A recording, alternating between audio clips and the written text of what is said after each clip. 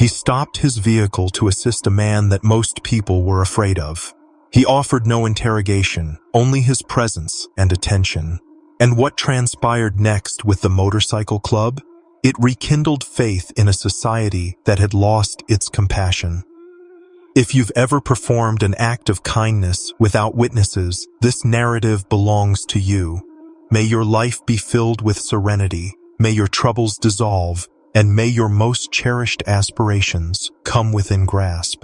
Before we start, share with us your location in the world. You're more than just viewers. You're part of our community. The rainfall descended as though it intended to consume the entire highway. This wasn't a gentle mist. A relentless horizontal deluge obscured every vehicle's headlamps. Yet through the tempest, a single motorcycle remained motionless. Metal surfaces gleamed beneath lightning strikes. Vapor rose from the motor like the breath of an injured animal. Next to it, a towering figure in weathered leather knelt low, his face hidden beneath his protective headgear. He wasn't attempting repairs, he was weeping. Most vehicles rushed past. Several reduced their speed out of curiosity. None came to a halt, except one. An aged Toyota truck pulled up behind the Harley. Its windshield wipers made a sound like an exhausted pulse. From it emerged a figure in a drenched gray sweatshirt, faded denim, and dirt-covered work boots. He appeared thin, perhaps in his late 30s, with weary eyes that carried more burden than his years suggested. He brought no mobile device, no repair kit, no rain protection, only composure. His name was Jack Mercer, unmarried father, occasional mechanic, and perpetual survivor. He moved forward cautiously, careful not to startle the motorcyclist. "Could you use some assistance?" he inquired softly, speaking like someone familiar with suffering. The biker initially kept his gaze downward. When he finally looked up, his eyes were inflamed. His jaw tightened as if restraining more than simple sorrow, yet he gave a nod of acknowledgement. No further words were spoken, only the noise of Jack lifting the seat, inspecting the wiring, withdrawing a blade to remove the insulation, and fashioning a solution from components in his personal supply container. He asked nothing about the tears. He asked nothing about the man's threatening appearance. He simply rendered aid. When the motor thundered back to operation, the biker gazed at Jack as though witnessing compassion for the first time in his existence. Then, offering no verbal response, he extended his hand and gripped Jack's firmly, strong, trembling, wordless. Jack merely nodded in return, pivoted, and departed into the weather. He remained unaware of the identity of the person he had just assisted. By the moment Jack arrived home, his hands had gone numb, not solely from the precipitation, but from the burden of everything. He positioned the aging Toyota next to a mobile home that had deteriorated over time and entered where a modest heating unit hummed faintly in the corner. A young girl's voice emerged from the sofa. "Dad, are you all right?" Leia, 8 years of age, sat with a covering pulled to her neck and a dish of pasta barely touched, resting on her legs. Her spectacles were clouded from the warmth of the meal, and her large amber eyes observed him with silent worry, far too grown up for someone her age. Jack manufactured a smile and removed his footwear. "Just slightly soaked. Continue eating before it becomes cold." He accompanied her at the dining surface, warming his portion from earlier. They exchanged few words during the meal. Most evenings resembled this, fatigued silence, the variety that occupies the voids left by matters you cannot afford to voice. But this evening, something seemed altered, an unusual sensation beneath his awareness. "Why did you pull over?" she eventually questioned. Jack raised his eyes. "What are you referring to?" "The motorcyclist. I observed him through the glass. He appeared frightening." Jack drew a breath, selecting his language. "He was in tears." Leia angled her head. "So you provided help?" He confirmed with a nod. "No one deserves to cry in isolation beside the roadway. Their identity doesn't matter." She studied him for an extended moment, then produced a gentle smile and stated, "You're similar to a superhero, except for actual people." Jack released a quiet laugh, touched her hair affectionately, and murmured, "No, simply a father attempting to do what's right." That evening, after Leia had retired to bed and the rainfall had diminished, Jack seated himself on the sofa with his deteriorated journal, a catalog of temporary employment, rental payment deadlines, and outstanding financial obligations. The pressure of existence always returned when the disturbances ceased. He remained ignorant that several miles distant in a modest tavern illuminated by unstable neon lighting, a biker with tear-marked eyes clutched a photograph of his sibling, departed too early. He was recounting to a chamber of leather-adorned giants the tale of the unfamiliar man who halted in the downpour, an individual who requested nothing, an individual who demonstrated that hope persisted. And the following dawn, those giants would journey forth. Dawn over Pine Valley typically signified tranquility, amber illumination penetrating through the evergreens, the aroma of moist soil filling the atmosphere. But that morning, the community awakened to something altogether different. Engines, countless numbers of them. The rumbling commenced low, resembling faraway thunder, then amplified as one by one the motorcycles flooded in from the interstate. These weren't recreational weekend enthusiasts or individuals experiencing midlife crises. These were fully initiated, fully respected Hell's Angels. Their vests displayed the crimson and ivory emblem, and they traveled in synchronization like a unified entity, eyes concealed behind dark lenses, boots substantial, expressions impossible to interpret. They didn't proceed toward the drinking establishments or repair facilities. They posed an inquiry. Where is the individual who assisted Caleb? Most residents in the community possessed no knowledge of Caleb's identity, understanding only that he had vanished for a period following his brother's memorial service. Some claimed he'd been seeking purpose. Others murmured darker narratives, but none anticipated the angel's presence in town, composed and determined. At the restaurant, Miss Carla, who had operated the service counter for 3 decades, stepped outside anxiously, with a cleaning cloth still gripped in her hand. "What is your meaning? Who is this Caleb?"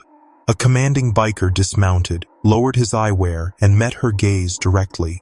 "He's our leader. Someone provided assistance to him yesterday evening, repaired his motorcycle, asked for no compensation. We've arrived to locate that individual." Gasps and shuffling occurred. Several people retreated backward. "Was he clothed in a gray hooded garment?" Someone ventured hesitantly. Another voice contributed, "You're referring to Jack Mercer? He's the sole person I'm aware of who operates an old Toyota and assists people in that manner." The biker acknowledged with a single nod. "Where?" People wavered. This concerned Jack. Silent, benevolent Jack. The unmarried father who performed repairs without charge if he understood you were experiencing hardship. He didn't warrant difficulties. But the Hell's Angels weren't conducting themselves like individuals seeking retribution. They appeared like individuals bearing intention. One person indicated the unpaved road leading to the mobile home community near the settlement's boundary. The engines roared once more. They were proceeding to meet the individual who had assisted Caleb. And Jack possessed no awareness of what approached. Jack had just dispensed Leia's breakfast cereal when the foundation began to vibrate. Initially, he assumed it was the heating unit malfunctioning again.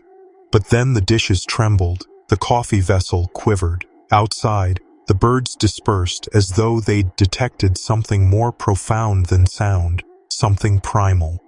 Leia paused, utensil midway to her mouth. "Is that thunder?" Jack proceeded to the window and drew back the fabric.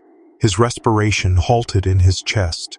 Motorcycles, so many of them, chrome reflecting in the morning illumination, leather vests gleaming, and engines that snarled as though devouring the earth itself. They advanced slowly, not disorderly or untamed, but with concentration, intention, reverence. Jack's initial impulse was to step outside, safeguard Leia, confront whatever this represented directly. He opened the entrance just as the initial biker dismounted and removed his helmet. It was Caleb, the individual from the previous evening, but this time his tears had vanished. His expression was composed, and behind him stood more than 30 bikers, all observing silently. Caleb advanced, stopped just before Jack, and extended a hand. I didn't have the opportunity to express gratitude. Jack blinked, uncertain, heart racing. You weren't obligated to. You appeared as though you required someone. Caleb nodded. That's precisely it. I didn't anticipate anyone halting, particularly not someone unfamiliar with my identity. A pause suspended between them, weighty but not strained. Leia peered out from behind her father, grasping the door frame. One of the bikers noticed her and offered the smileless smile. Not a sneer, not mockery, just gentle recognition. Caleb continued. My brother passed away 2 nights ago. I was attempting to travel to the lake where we used to visit. The motorcycle ceased functioning. I experienced a breakdown. You repaired the motorcycle, but beyond that, you demonstrated that not everyone averts their gaze from a damaged individual. Jack swallowed with difficulty. May we enter? Caleb requested. Not to impose, simply to recognize something. Jack didn't comprehend his meaning, but he stepped aside and permitted them entry. The mobile home was modest.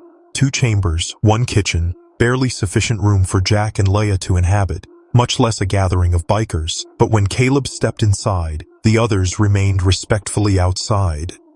Several leaned against their motorcycles. One removed his jacket and placed it on the hood of Jack's Toyota like a tribute. Inside, the atmosphere became still. Jack stood beside the basin, uncertain of what to do with his hands. Leia sat at the edge of the sofa, embracing her knees. She looked at the leather-clothed giant and whispered, You travel with angels? Caleb looked at her gently. Hell's angels? Correct, but not the variety with halos, simply brothers who protect one another. She smiled. You appear like someone who required an embrace. That disarmed him more than anything else could have. He drew a deep breath and positioned a small photograph on the table. 2 boys on a motorcycle years earlier, laughing, youthful, alive. My brother rescued me from numerous dark situations during our upbringing. When he departed, I didn't know where to proceed. That lake, it was our sanctuary. I was traveling there when everything overwhelmed me. Jack listened, arms crossed, the way individuals do when they're protecting their own suffering, but still receptive to another's. I thought perhaps the road would consume me entirely. I didn't expect anyone to halt. Jack's voice was subdued. Sometimes the appropriate people do, even when they're unaware of it. Caleb nodded, eyes moistened. I informed the group we had to return, not to frighten you, but to reciprocate something. Outside, the bikers formed a quiet circle surrounding the front grounds. And in that stillness, Jack heard a statement that would alter the path ahead permanently. We don't forget kindness, ever. And we're not departing until we provide something in return. Information spread rapidly through Pine Valley. By midday, half the community had heard rumors about the Hells Angels at Jack Mercer's mobile home. Some secured their entrances, others observed from porches. Several even contacted the sheriff, not due to violence, but because nobody could comprehend it. Sheriff Ray Tomlinson knew Jack. They'd attended secondary school together, and though existence had taken them down separate paths, there was mutual regard. Jack was a quiet individual, the variety who appeared to repair damaged heaters in the winter and never requested payment if he knew your wages were delayed. Ray approached slowly, hand resting near his weapon. He anticipated a disturbance. Instead, he saw bikers standing silently, arms crossed, some even collecting wind-scattered refuse from Jack's driveway. One offered him coffee, another nodded in solemn greeting. Inside, Jack and Caleb were still conversing. I don't desire trouble, Jack stated. Not for myself, not for my daughter. Caleb looked him directly in the eyes. Neither do we. We arrive to honor, not to create fear. He withdrew something from his vest, a patch, not just any patch, it was crimson and ivory, but aged, with worn threads. This belonged to my brother. When someone assisted him out years ago, he presented this patch in appreciation. Not everyone merits it. You did. Jack looked at it as though it weighed 1,000 pounds. I'm not one of you. Caleb nodded. That's the point. You didn't have to be. Outside, Sheriff Ray approached slowly. Jack stepped out, met him halfway. "Everything satisfactory here?" Ray inquired cautiously, surveying the bikers. Jack gave a faint smile. "Believe it or not, they're here to express thanks." Ray raised an eyebrow. "You always did discover trouble in unusual ways." "I think this time," Jack said, "trouble discovered me and chose not to attack." They clasped hands, and for the first time in a long while, Jack didn't feel like merely the unmarried father, barely surviving. He felt like someone who had unknowingly transformed something or someone far greater than himself. By mid-afternoon, the assembly of bikers had relocated their gathering, not to a tavern, not to a meeting place, but to the lot behind the community's small white church. Initially, Pastor Helen didn't know what to make of the sight. She peered out her office window and counted no fewer than 35 motorcycles parked in an orderly line beneath the bell tower. These individuals weren't disruptive. They weren't consuming alcohol. They were conversing quietly, reverently. Then Caleb knocked. "Ma'am," he said, removing his sunglasses. "Would you object if we conducted a small service here? Just a few words for my brother." He departed without much ceremony. She looked up at him, cautious. "I hope you understand. I've never accommodated bikers in this church previously." Caleb nodded. "Understandable. But the individual who reminded me of Grace resides in your community, and this was the only location I could consider to say farewell properly." She studied him. Behind the body art, behind the vest, there was grief, genuine grief. She opened the door wide. The bell rang once. Within 10 minutes, every bench was occupied. Bikers removed their jackets. They sat in quiet rows, heads bowed. No shouting, no bravado, just a shared moment of remembrance. Jack and Leia sat near the rear. Leia clutched his hand, her eyes wide with wonder. "Are we permitted to be here?" she whispered. Jack squeezed her hand. "He invited us." Caleb stepped up to the altar and said nothing for an extended moment. Then he simply told the story of loss, of brotherhood, and of a stranger who repaired more than a motorcycle. And when it was concluded, he placed the same photograph on the altar and lit a single candle beside it. No one applauded, no one shouted, but everyone felt something, even Pastor Helen, who later stated, "I witnessed more honest sorrow that day from those individuals than in 100 polite funerals." When the final word had been spoken, the angels rose one by one and walked outside, back into the light of the world. But they weren't finished with Jack yet. That evening, after the church had emptied, Jack expected matters to return to normal, or at least quiet down. But as he stepped back into his yard, Caleb was waiting. "Walk with me." They strolled down a dirt path near the edge of the mobile home park. The air smelled like pine and old rain. Neither spoke for a while. Then Caleb stopped, leaned against a tree, and lit a cigarette. "I operate a garage downstate, a couple hours from here. It's mostly motorcycles, but we do all kinds of builds, custom work, restorations, the lot." Jack nodded politely. "I've got 5 full-time mechanics.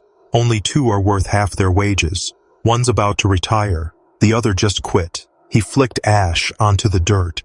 "I need someone who knows how to repair without requiring a manual. Someone who sees engines the way a sculptor sees marble." Jack laughed, shaking his head. "That's not me." Caleb turned to him. "You repaired my motorcycle in the darkness, in the rain, with tools from a glove compartment. It operated smoother than it did before it broke."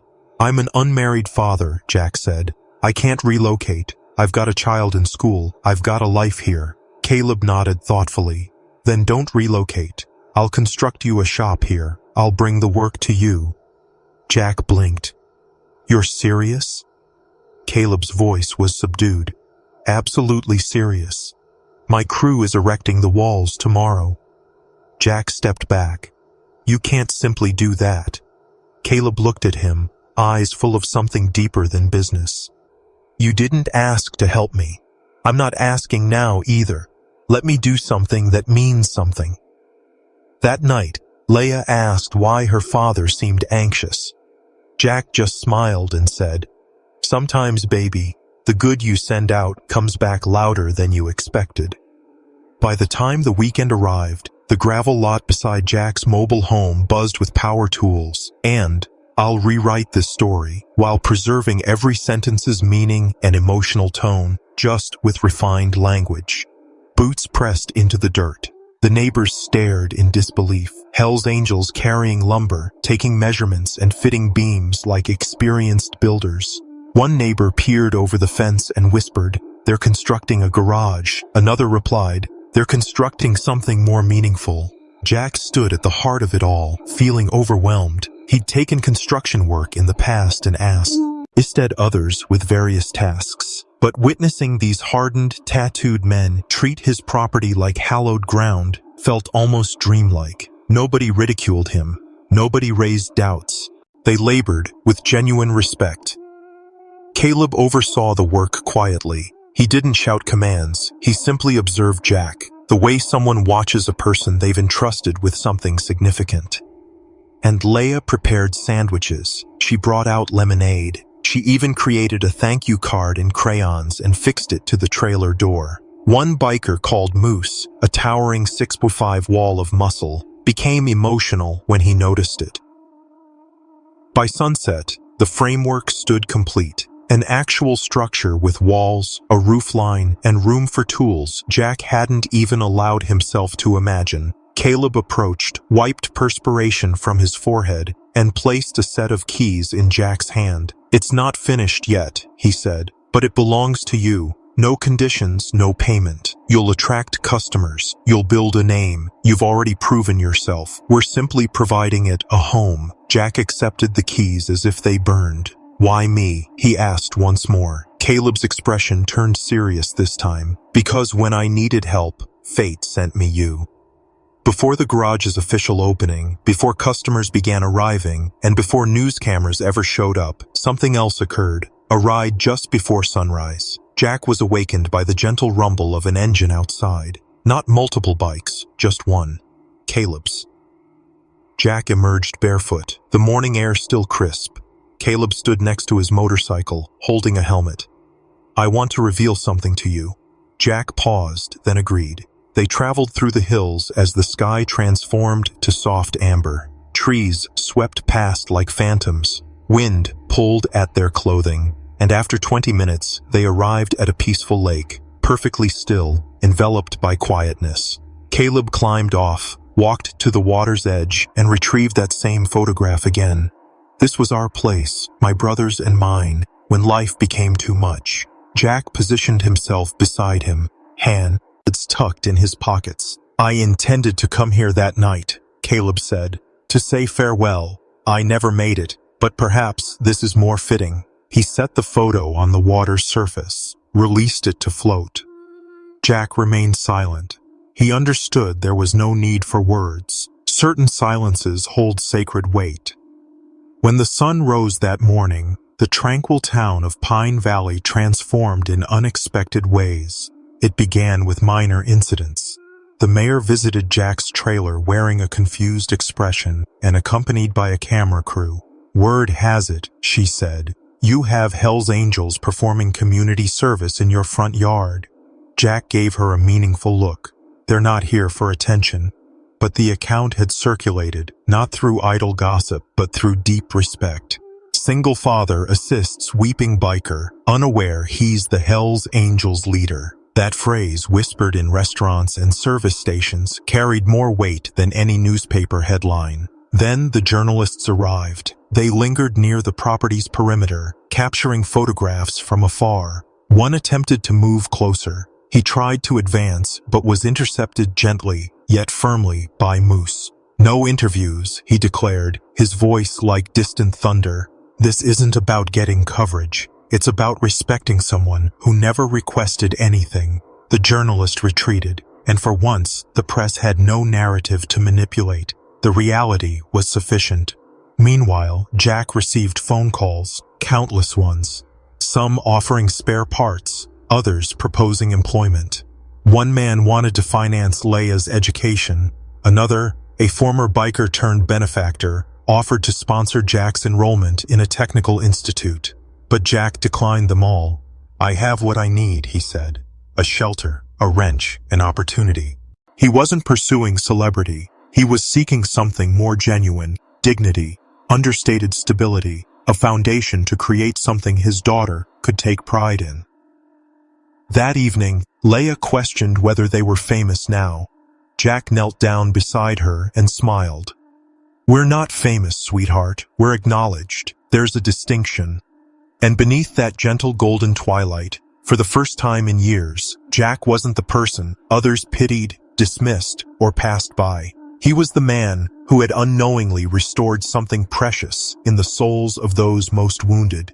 He had no comprehension of how far the impact would spread. 3 days after the garage walls rose, Jack heard the thunder of engines again. But this occasion wasn't about construction. It was about ritual. The motorcycles arrived before midday. 30 men again, Caleb leading, but this time they weren't transporting hammers or lumber. They brought a tarp-covered object, lengthy and substantial. With care, they rolled it into the garage, positioned it directly in the center of the polished concrete, and withdrew. Uncover it, Caleb instructed. Jack hesitated, then removed the tarp. It was a custom chopper. Matte black frame, silver accents, hand-etched flame details. Absolutely stunning. But what seized Jack's attention was the fuel tank. Airbrushed in exquisite detail was the image of a father clasping the hand of a small girl beneath turbulent skies. In the distant background, a chrome motorcycle rode toward the horizon. Beneath it appeared the words, "Fixing more than machines." Jack couldn't speak. The ability escaped him. Moose stepped forward, clearing his throat. It's yours. We constructed it with components from our own motorcycles. You don't owe us anything. But I didn't. I only repaired your... Caleb interrupted him. No. You appeared when nobody else would. You provided us more than a repair. You reminded us of our true selves. Jack extended his hand, traced his fingers along the tank's edge. I can't accept this. You can, Moose said. And you will. Leia entered quietly, gazing at the artwork. That's us, she whispered. That's me and Dad. Jack looked at her, and something fractured inside his chest. He was no longer merely a man, barely surviving. He was part of something loud, something fierce, but something profoundly loyal. Caleb pressed the keys into his palm. You ride it when you need to remember, he said. Your family now. They named it the Brotherhood Run. It wasn't advertised, no promotional materials, no online posts, just one afternoon where the men who had journeyed through hardship invited one man and his daughter to accompany them on a trip through the back roads of Pine Valley, viewing places most had never witnessed with fresh perspective. Jack had never operated anything like the chopper before. Caleb offered to ride alongside him, provide guidance, but Jack, characteristically modest, simply smiled and said, I suppose I'll figure it out as I proceed. And he did. As the engines stirred up dust and gravel, Jack experienced something unfamiliar. Not exactly freedom, but liberation. The wind didn't merely strike his skin, it stripped away the accumulated layers of anxiety, worry, and feelings of inadequacy. Every turn of the throttle rewrote a passage of self-questioning. Leia rode with Moose in a sidecar, helmet slightly too large, cheeks rounded with laughter. Faster, she shouted, and Moose laughed like a mountain cracking in half. Through valleys and along the edges of old timber roads, the ride carried them past remnants of what once existed. Deserted mills, forgotten structures, locations where broken men had once concealed themselves. But today, they rode not to flee, but to recall how far they'd journeyed. When I reached a hilltop clearing, they stopped. Engines silenced, wind persisting. Caleb spoke. My brother and I completed this run once, years ago. He told me then, ride with people who remind you of your true self. I didn't comprehend it until this moment. Jack stood among them, no longer the outsider. He was part of a brotherhood, not because of leather or chrome, but because of decency, quiet, ordinary decency. That night, as they rode back through the dusky orange radiance, the sound of engines reverberating like a hymn. Jack understood this ride wasn't about motorcycles. It was about becoming complete again. It was uncommon for newspapers to present the truth, even rarer for them to do so with genuine feeling. But a week after the garage opened, the Pine Valley Gazette published a story on its front page. A stranger in the storm, the single dad who fixed more than an engine. The article wasn't about gangs or biker speculation. It was about community. It described Jack's story without embellishment. A single father working overnight shifts, raising a daughter, who stopped in the rain, not out of obligation, but because it was the right thing to do. It told the truth about the biker, a mourning man who discovered a reason to continue living. It told the truth about redemption, that sometimes it arrives on a Harley. And it concluded with a quote from Laya. He's always been a hero. People, simply witness it now. The town began its transformation. Residents who had previously averted their eyes now offered waves as Jack walked past. Work began flowing in steadily. Not acts of charity, but legitimate employment opportunities. Radiators, chainsaws, weathered bicycles requiring restoration. Jack approached each assignment with identical care, working silently and methodically, while his daughter passed him the necessary tools. As for Caleb, his visits became less frequent, though he never strayed too far. He consistently checked in, perpetually walking Jack's back. The angels didn't vanish from sight either. The perception people held of them simply evolved. From that moment forward, whenever one rode into town, nobody recoiled. They acknowledged them with nods. They held on to the memory because Jack Mercer, the single father who repaired a damaged Harley in the pouring rain, had offered Pine Valley something greater than merely a tale to tell. He had provided them with a reason to restore their faith. Summer arrived swiftly that year. It brought with it warmth, tranquility, and something Jack hadn't experienced in considerable time. A sense of rhythm, not merely survival, but truly living. The garage flourished. Leia devoted her mornings to creating chalk drawings outside, her afternoons to preparing lemonade, and her evenings to reading on the porch while Jack fine-tuned carburetors. One afternoon, Leia came running up, clutching a bundle of envelopes. The mail arrived early, she announced with a radiant smile. Jack cleaned the grease from his hands and opened them one at a time. Letters, authentic ones from distant towns, even from other states. One message read, "I don't know you personally, but I encountered your story. My husband is a rider. He experienced a breakdown once, and nobody stopped to assist. Thank you for being the kind of man who would." Another stated, "I lost my brother last year. Your compassion reminded me that grief can be eased by the kindness of strangers. Continue forward." Jack settled onto the porch, letters resting in his lap, his heart swelling with an unusual ache, gratitude mixed with legacy. Caleb arrived later that day, acknowledging the stack with a nod. "You never know whose life you're touching," he remarked. Jack directed his gaze toward his daughter, laughing in the golden sunlight. "Perhaps it's not about the distance you travel," he responded. "Perhaps it's about what you carry along with you." 3 months had passed since the storm. Since that night, Jack stopped for a weeping biker. Since the ride that altered everything, since the garage evolved into something more than a structure, it became a representation, not of machinery or grease, but of grace itself. Jack was securing bolts on an aging Yamaha when he detected the familiar rumble again. Not 30 motorcycles this time, merely one, Caleb's. He dismounted his ride more slowly than usual. His frame appeared heavier, his expression contemplative. Jack extended a bottle of water to him, and they sat in the sunshine, legs outstretched, observing Leia sketch the motorcycles in chalk across the driveway. "I'm departing tomorrow," Caleb eventually announced. Jack glanced over. "How far?" "Arizona." Caleb nodded. "My brother, he always harbored a dream of establishing a sanctuary for at-risk youth out there, off the grid, teaching them valuable trades, how to rebuild aging engines, providing them with something tangible to work with. I believe the time has come." Jack smiled gently. He would be proud. Caleb turned to face him. "I'll need a partner eventually. Someone who has walked the difficult road, but never allowed it to harden their spirit. Consider it. Jack's brow creased. I have Leia, school, routines. Caleb raised his hand. No pressure intended, just think it over. Then he rose, approached Leia, and knelt beside her. Keep drawing, he told her. This world requires more color. She giggled in response. Next time I'll draw you with angel wings. Caleb chuckled.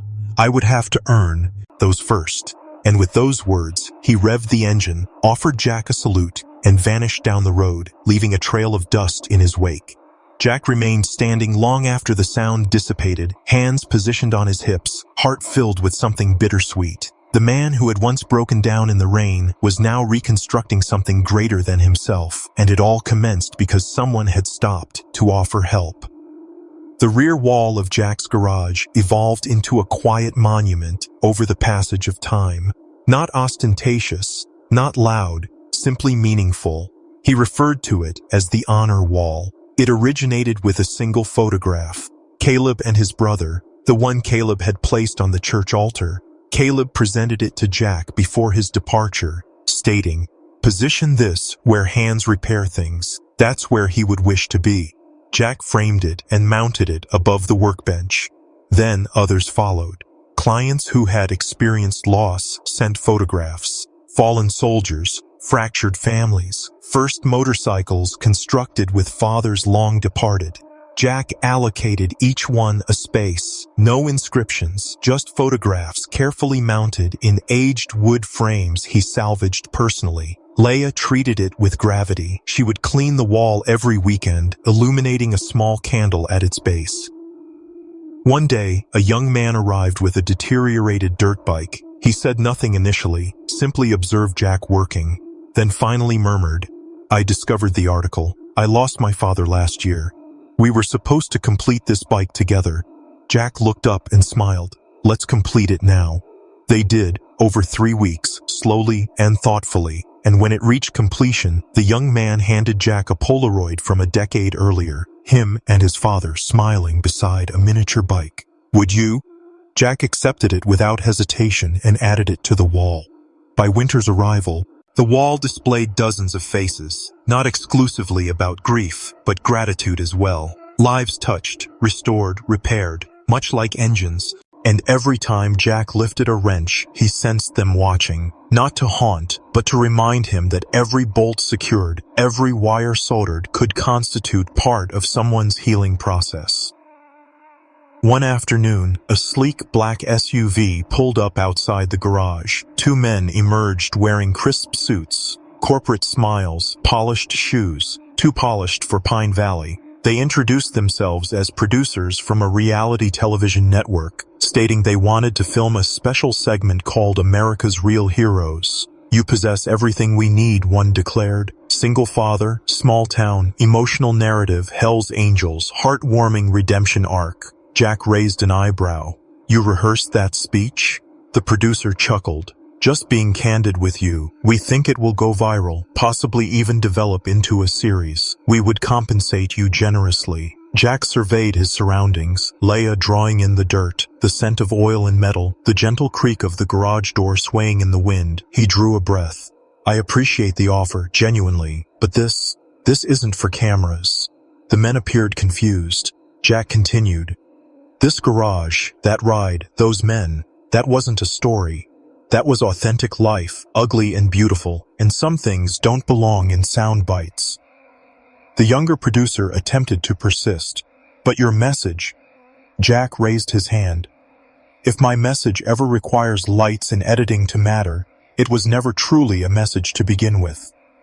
They departed soon afterward. The special never aired, but the town continued visiting. The wall continued growing. The stories continued arriving. Jack's garage remained what it was always destined to be, a quiet place where broken things arrived to become whole again. One night, beneath a velvet sky filled with stars, Jack sat beside Leia on the porch swing. She leaned against him, the day's stories already drifting through her silly, eepy mind.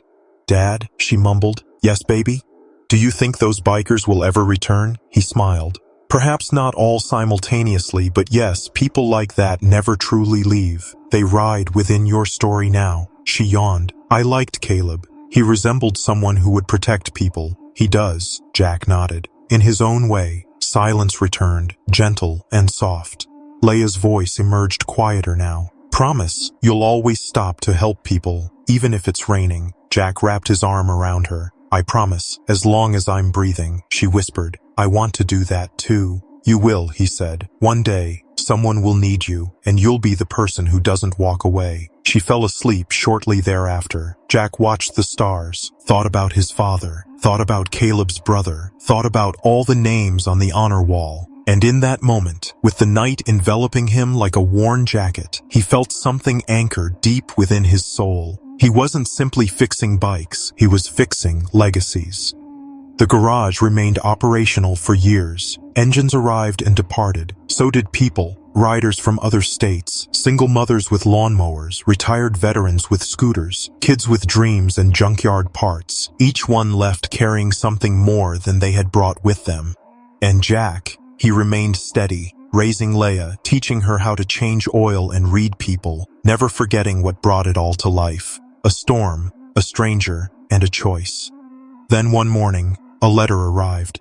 No return address provided. Inside, a photograph. Caleb standing beside a dirt lot in Arizona. Behind him, a wooden sign reading, Mercer Youth Garage, built to last. No words, just the image. Jack stared at it for an extended period. Then he smiled, placed it on the honor wall, and turned to Leia. Pack a bag, he said. We're taking a trip. Time to meet more broken things worth fixin'. She grinned. Are we going to ride? Jack tossed her a helmet. Always. And together, father and daughter rolled down the road once more, toward the horizon, toward healing, toward a world still worth rebuilding. Because sometimes the quietest hands create the loudest change. And every second chance begins with someone who simply didn't drive by. If the story stirred something within you, what part of the story impacted you the most? We would love to hear your thoughts below. And if you believe the world needs more stories of quiet courage, second chances, and powerful redemption, hit that like button, subscribe, and activate notifications. Your support helps these stories reach someone who might need them today. Until next time, stay kind, stay strong, and never forget, some truths speak loudest in silence.